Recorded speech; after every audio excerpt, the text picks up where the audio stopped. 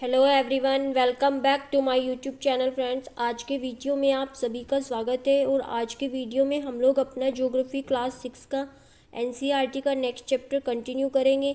Last video में हमने chapter number 5 और उसके प्रीवियस ईयर क्वेश्चंस को कंप्लीट कर लिया था। आज हमारा चैप्टर रहेगा चैप्टर नंबर 6, जिसका टाइटल है हमारा देश भारत, आवर कंट्री इंडिया। तो यहाँ पे हमें पढ़ना है भारत के बारे में। और यहाँ पे सबसे पहले ही भारत की भौगोलिक स्थिति, ज्योग्राफिकल जो कंडीशन है, कहाँ पे दिया गया है, भारत कहाँ स्थित है, ये सब दिया हुआ है। तो ये सब हम देखेंगे। उससे पहले हमें जान लेना है कि भारत जो है वो पृथ्वी पर कहाँ एग्जिस्ट करता है। तो फ्रेंड्स, अगर मैं मानूँ कि ये आपकी पूरी पृथ्वी है और इसको मैं दो बराबर हिस्सों में, ये नॉर्थ हेमिस्फीयर और ये साउथ हेमिस्फीयर में बांट दूँ, इसी तरह से मैं इसको इस तरह दो हिस्सों में बांट दूँ, ये ईस्टर्न हेमिस्फीयर और ये वेस्टर्न हेमिस्फीयर, तो यहाँ पे आपका भारत एग्जिस्ट करता है। तो आप इसको कह सकते हैं क्या, ये अगर मैं इस लैटिट्यूड के बेस पे देखूँ तो ये हो जाता है आपका नॉर्थ हेमिस्फीयर, और मैं इस लॉन्गिट्यूड के बेस पर देखूँ तो ये हो जाता है आपका ईस्टर्न हेमिस्फीयर। तो आप कह सकते हैं कि भारत स्थित है उत्तर पूर्वी गोलार्ध में, यानी नॉर्थ ईस्ट हेमिस्फीयर में भारत एग्जिस्ट करता है। अब हमको भारत की वास्तविक स्थिति देखनी है कि इस भाग में भारत जो है किस लैटिट्यूड पर स्थित है और किस लॉन्गिट्यूड पर स्थित है, ताकि हम भारत के बारे में सही से जान सकें। तो फ्रेंड्स, एक चीज़ और, जैसे ये हमारे 23.5 वाली रेखा है जिसको हम कहते हैं कर्क रेखा, ये कहाँ स्थित है, ये भी भारत के मध्य से गुजरती है लगभग, तो ये यहाँ पर स्थित है। तो चलिए अब हम भारत की स्थिति देखते हैं। सबसे हम पहले देखेंगे भारत की लॉन्गिट्यूडनल स्थिति, यानी पूर्वी और पश्चिमी। तो भारत का सबसे पूर्वी बिंदु है 97 डिग्री 25 मिनट्स पर, और ये अरुणाचल प्रदेश के किबिथु में स्थित है। तो ये याद रखना है, ये है आपका 97 डिग्री 25 मिनट्स पर, और ये कहाँ है, इसका नाम है किबिथु, अरुणाचल प्रदेश। अब हम दूसरे की बात करते हैं पश्चिमी बिंदु की। तो भारत का पश्चिमी बिंदु 68 डिग्री 7 मिनट्स पर स्थित है, जो स्थित है आपके गुजरात के गौर माता नामक स्थान पर। देखिए फ्रेंड्स, ये इधर से क्यों है, क्योंकि मैंने आपको बताया था कि ये जो आपकी लॉन्गिट्यूडनल है, यहाँ पर आपकी 0 डिग्री एग्जिस्ट करता है, और इधर से 180 इधर जाना होता है हमें, और 180 इधर जाना होता है। तो हम यहाँ से चलते चले जाएंगे, तो पहले इधर ये 68 डिग्री 7 मिनट्स आता है, और फिर यहाँ पे 97 डिग्री 25 मिनट्स आता है। अब हम पूर्वी और पश्चिमी बिंदु को देखने के बाद यहाँ पर देखेंगे उत्तरी और दक्षिणी बिंदु। तो पहले उत्तरी की बात करते हैं, क्योंकि मैप देखना मैं आपको ऑलरेडी बता चुकी हूँ कि आप किसी भी पेपर पे कहीं भी इस तरह से एक प्लस का मार्क कर लीजिए, और इसमें आपके जो राइट हैंड साइड है वो ईस्ट होता है, और लेफ्ट हैंड साइड वेस्ट, आपके सिर की तरफ नॉर्थ, और आपके फीट्स की तरफ साउथ। तो ये चीज़ आपको याद रख लेनी है मैप देखने के लिए, क्योंकि आपको मैप देखना आना बहुत ज़रूरी है। अब हम भारत के उत्तरी बिंदु को देखें, तो भारत का उत्तरी बिंदु स्थित है आपके 37 डिग्री 6 मिनट लैटिट्यूड पर, और ये देखिए ये ऐसे लैटिट्यूड पर स्थित होगा। तो ये 37 डिग्री 6 मिनट लैटिट्यूड पर स्थित है, और इसको कहा जाता है इंदिरा कोल। देखिए फ्रेंड्स, आपको इंदिरा कोल और इंदिरा पॉइंट में जो है वो याद रखना है अंतर, क्योंकि नीचे आपको इंदिरा पॉइंट भी देखने को मिलेगा। तो भारत का उत्तरी बिंदु इंदिरा कोल 37 डिग्री 6 मिनट पर, और भारत का दक्षिणी बिंदु, भारत के दक्षिणी बिंदु जो है, दो दक्षिणी बिंदु है। एक तो सुदूर दक्षिणी बिंदु जो कि भारत के द्वीप में स्थित था, हालांकि ये अब एग्जिस्ट नहीं करता है, क्योंकि ये 2004 में आई सुनामी से जो है वो डूब चुका है, और सुनामी जो है बहुत ज़्यादा हानि करती है समुद्र में। और ये इंदिरा पॉइंट था, और ये स्थित था आपका 6 डिग्री 4 मिनट पर, जो कि अगर मैं भूमध्य रेखा से बात करूं तो ये केवल आपका भूमध्य रेखा से 876 किलोमीटर की दूरी पर ही स्थित था, और ये ग्रेट निकोबार में था। भारत के दो द्वीप है ना, यहाँ पर एक लक्षद्वीप और यहाँ पर जो है अंडमान एवं निकोबार, तो ये यहाँ पर ग्रेट निकोबार में स्थित था, और अभी एग्जिस्ट नहीं करता है, लेकिन फिर भी इसके बारे में पूछा जाता है। इसके कुछ अन्य नाम भी है, इसको हम पार्सन्स पॉइंट या पिगमिलियन पॉइंट भी कहते हैं। अब भारत की मुख्य भूमि पर दक्षिणी बिंदु कौन सा है, क्योंकि आपसे पूछा जा सकता है कि अब भारत का मुख्य बिंदु कौन सा है दक्षिणी। तो ये भारत की मुख्य भूमि पर स्थित है, जो बिल्कुल यहाँ पर है, और ये है आपका 8 डिग्री 4 मिनट पर, और इसका नाम है कन्याकुमारी, जो कि हमारे तमिलनाडु में है। और ये जो कन्याकुमारी नामक स्थान है, इसको हम दो अन्य नामों से कैप कमोरिन और कुमारी अंतरीप इस नाम से भी जानते हैं। इसके बाद हम भारत की देखें लंबाई और चौड़ाई, तो यहाँ से यहाँ तक अगर आप देखें भारत की लंबाई तो ये होती है 2900 किलोमीटर, और ये यहाँ से यहाँ तक देखें तो ये होती है 3200 किलोमीटर। ये लगभग दिया हुआ है फ्रेंड्स। अगर हम बात करें कि ये जो है ये लंबाई और चौड़ाई, जबकि भारत का अगर हम देशांतरीय और जो आपका अक्षांशीय विस्तार है वो देखें तो ये लगभग 30 डिग्री ही होता है। फिर ये लंबाई और चौड़ाई में अंतर क्यों है, तो मैंने आपको बताया था कि जो लैटिट्यूड है वो ऐसे घटते चले जाते हैं, तो यहाँ पर, और जबकि लॉन्गिट्यूड्स की लंबाई जो है वो सेम है, इनके बीच की दूरी घटती बढ़ती है। लॉन्गिट्यूड्स की लंबाई घटती बढ़ती नहीं है, बल्कि इनकी बीच की दूरी घटती बढ़ती है। लेकिन लैटिट्यूड जो है जैसे जैसे हम ध्रुवों की तरफ जाते हैं तो ये घटते जाते हैं। तो ये इसी कारण से भारत की जो चौड़ाई है इसमें कमी आ जाती है। अब हम बात करेंगे कि जो भारत का कुल क्षेत्रफल है वो कितना है, तो भारत का क्षेत्रफल एनसीईआरटी में दिया है 32 लाख वर्ग किलोमीटर, लेकिन यहाँ पे ये एग्जैक्ट नहीं है। अगर मैं एग्जैक्ट की बात करूँ तो भारत का क्षेत्रफल 32,63,000 कुछ इस तरह से है। एक मिनट रुकिएगा, मैं इसको फ़िलहाल याद नहीं कर पा रही हूँ, जैसे ही याद आता है मैं आपको बताती हूँ इसी वीडियो में। तो यहाँ पे अगर मैं भारत के कुल क्षेत्रफल की बात करूँ तो ये 32 लाख किलोमीटर है। इसके बाद भारत की मध्य से कर्क रेखा जो गुजरती है उसके लिए मैं आपको ट्रिक भी बता चुकी हूँ, मित्र पर गमछा झार। लेकिन आपको खाली ट्रिक को याद नहीं रखना है, क्योंकि खाली ट्रिक आपसे नहीं पूछेगा, तो खाली ट्रिक ना याद रख के आप इन प्रदेशों को मैप पे याद रखिए। और जब आप मैप देखने की आदत बना लेंगे तो मैप जो है आपको देखने से ही समझ आने लगेगा।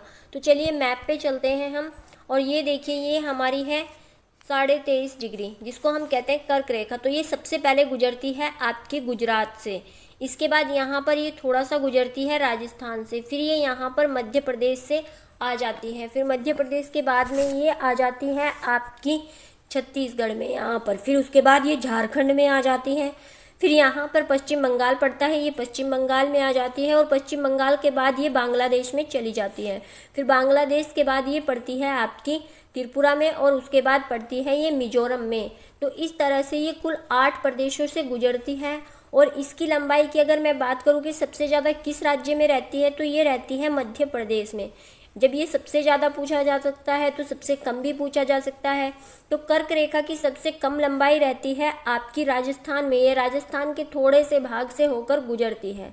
फ्रेंड्स, आपका जो भारत का कुल क्षेत्रफल है वो है 32 लाख, मुझे याद आ गया है, ये 32,87,263 वर्ग किलोमीटर। ये मैंने ऐसे याद रखा हुआ है 3287263, तो ये 32,87,263। अब हम नेक्स्ट पॉइंट की बात करते हैं। नेक्स्ट पॉइंट में दिया गया है भारत के स्थलीय पड़ोसी। तो भारत के 7 स्थलीय पड़ोसी हैं। अब हम इनको भी मैप पे ही देखेंगे कि भारत के स्थलीय पड़ोसी कौन कौन से हैं।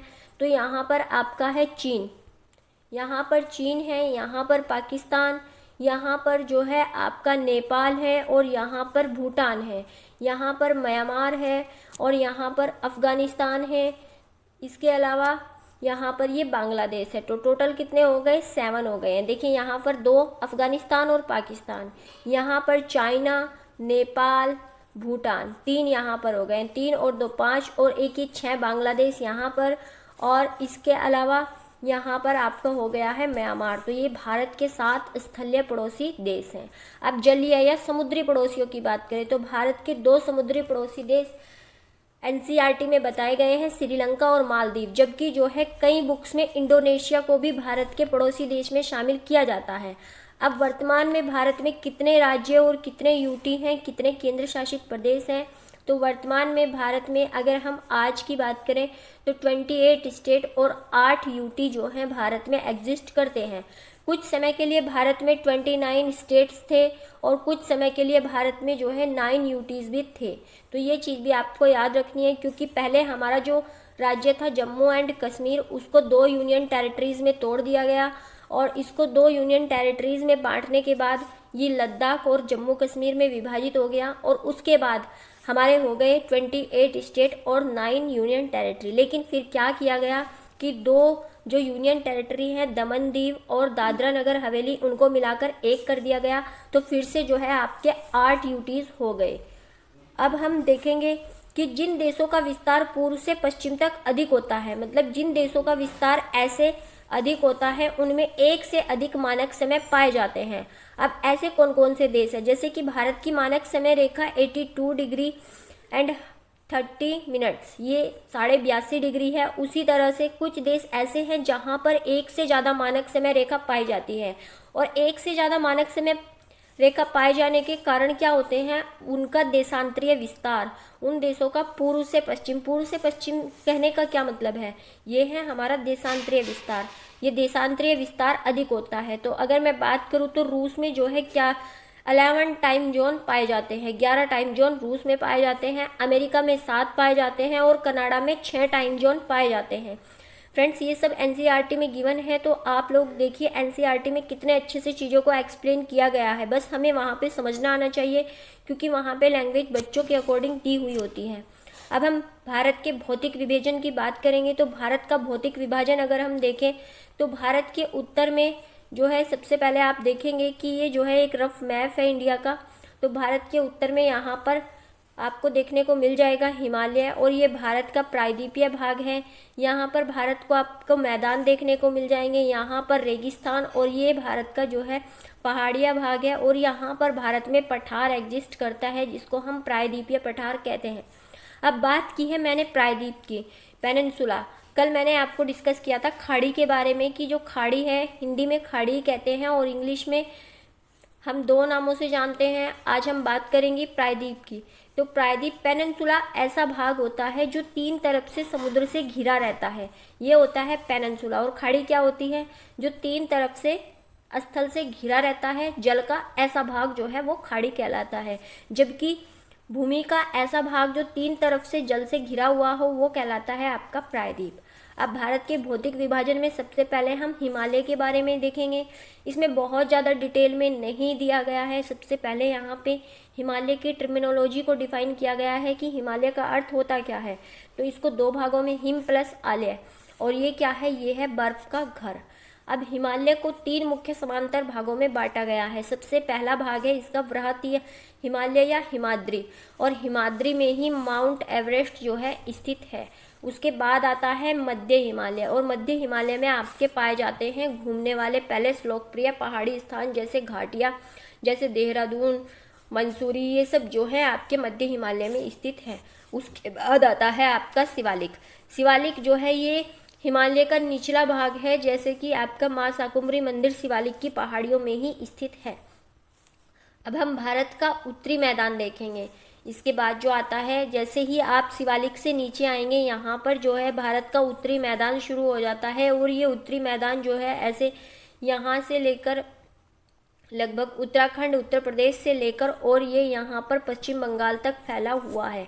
तो ये आपका है उत्तरी मैदान। अब उत्तरी मैदान की बात करें तो उत्तरी मैदान जो है वो हिमालय के दक्षिण में, देखिए फ्रेंड्स, अगर आप हिमालय को यहाँ देखें तो इसके दक्षिण में, आपको मैप देखना जरूर आना चाहिए, तो इसके दक्षिण में यहाँ पर ही एग्जिस्ट करता है।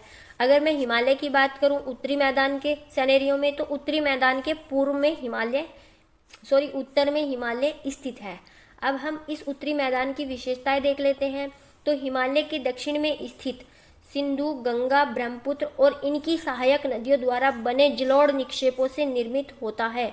तो यहाँ पर जलोढ़ निक्षेपों से निर्मित जो भाग है समतल और सपाट, इसको कहते हैं हम भारत का उत्तरी मैदान। और यहीं पर सबसे ज़्यादा जनसंख्या भारत की निवास करती है, क्योंकि ये प्लेन एरिया है और यहाँ पर कृषि जो है बहुत अच्छी होती है।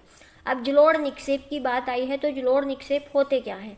तो जलोढ़ निक्षेप होते हैं नदियों द्वारा बहाकर लाई गई मिट्टी, जो बहुत बारीक कणों से होती है और जो ऊपर से ऐसे बहाकर आएगी, क्योंकि पानी तेज़ी से आ रहा है और ये कटाव के साथ आएगा, और फिर यहाँ गिरने के बाद जब ये गॉर्ज बनाती है और गॉर्ज से ऐसे धीरे धीरे जाकर जो है यहाँ पर निक्षेपित हो जाती है नदी के बेसिन में, यही कहलाते हैं आपके जलोढ़ निक्षेप।